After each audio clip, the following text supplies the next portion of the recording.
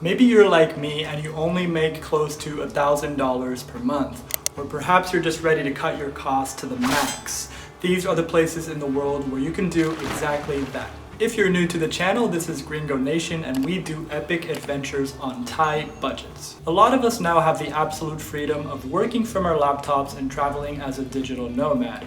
I've been doing that myself for many years, and I've been window shopping the countries to see where I'd be most comfortable living on $1,000 or less. First, a disclaimer, there are tons of teeny tiny towns all over the world where you could probably do this quite easily, but today we're going to be talking about larger towns and cities with a decent amount of infrastructure. Number two, although you'd have quite a comfortable lifestyle in these places, don't expect to be living in luxury or anything like that. After all, it's just $1,000. And lastly, I'm only going to be mentioning places I've had the chance to visit myself, so I have seen these places and really experienced what life is like there. I'm not going to waste anyone's time and start with the city that I'm considering moving to myself next year, and that is Cuenca in Ecuador. I haven't stopped thinking about this mountain town since I was there a few months ago. The cost of living seems to be very low, and you can rent a very comfortable apartment for under $500. Enjoy a full plate of food for $3 and a fresh juice for $1.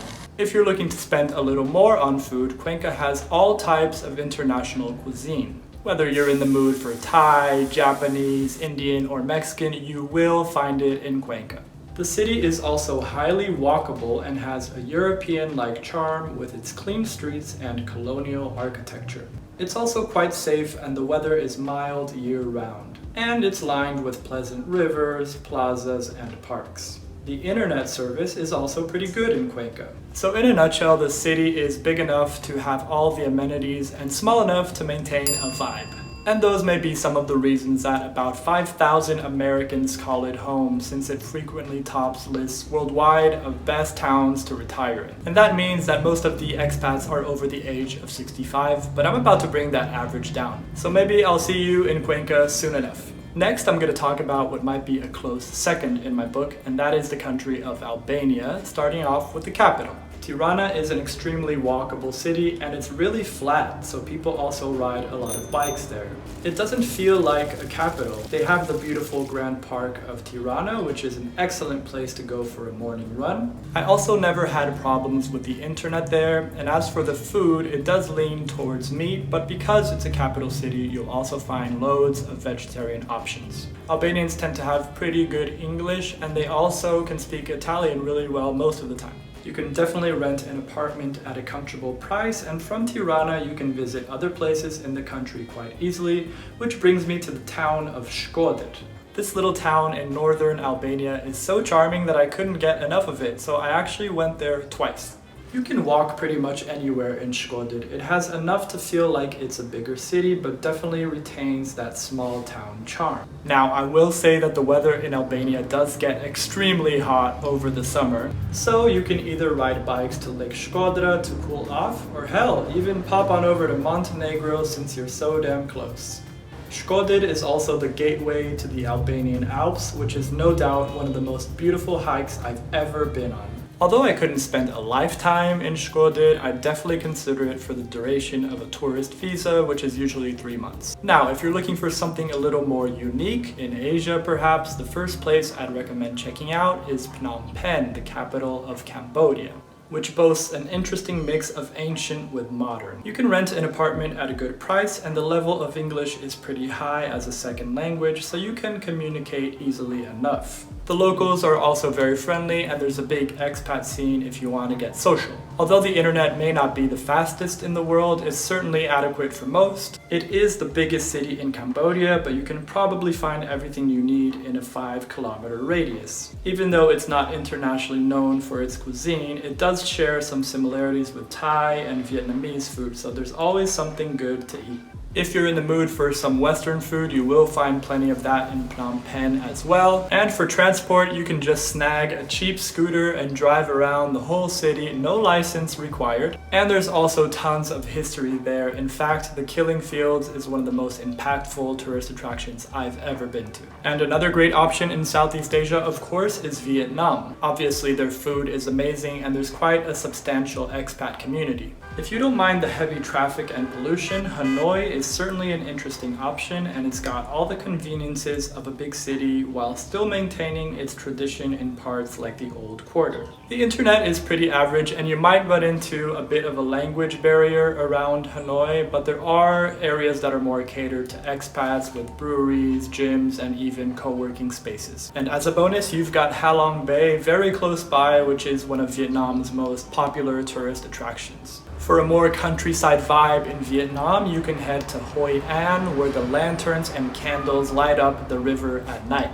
It's one of the most popular cities in Vietnam and also has lovely architecture, a mix of Vietnamese temples with French colonial. Since the town is quite touristy, English is more commonly spoken, so get yourself a bike and cycle out of the tourist area for a delicious $3 lunch. You're also only 45 minutes away from Da Nang, which is a coastal city that has an international airport, so it's quite easy to get in and out of Hoi An. Still in Southeast Asia, I see great opportunity in Kuala Lumpur or KL. Obviously a massive city with everything you could possibly need. It's very multicultural and accepting of all people and religions.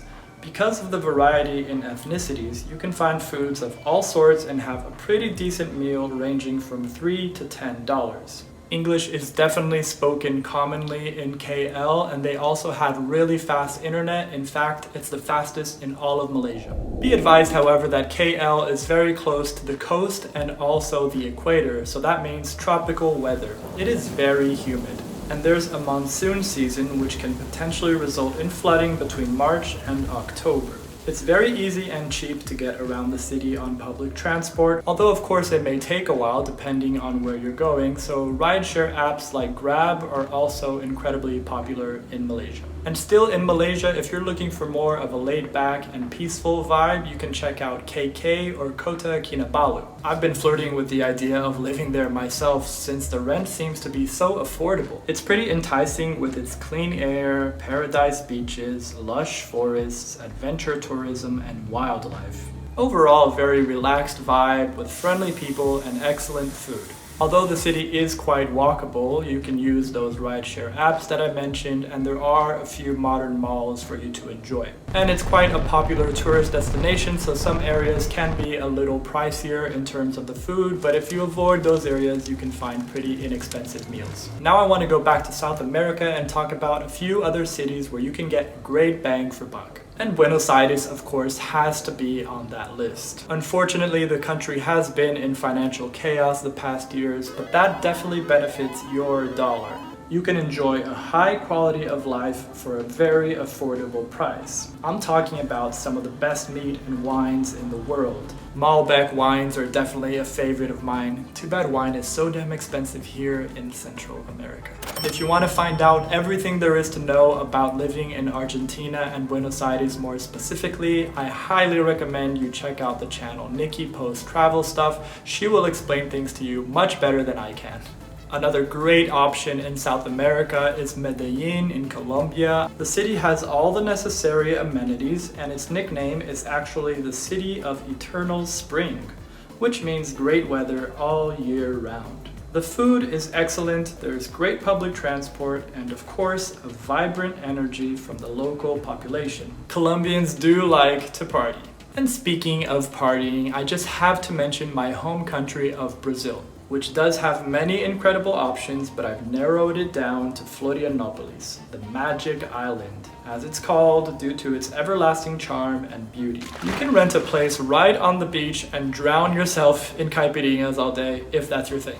I recently spent 2 months in Floripa, as it's called, and that was an amazing time. Although the level of English isn't too high, it's definitely enough for you to communicate quite easily, and Brazilians are so accepting of foreigners. As for the internet, I'm sure it's adequate enough for you to do whatever work you need to. To top it all off, the Brazilian real has seen a sharp decline in recent years, so that means the dollar has incredible spending power right now. Now, I'm sure each of you have your considerations. If you made close to $1,000 a month, where would you choose to live?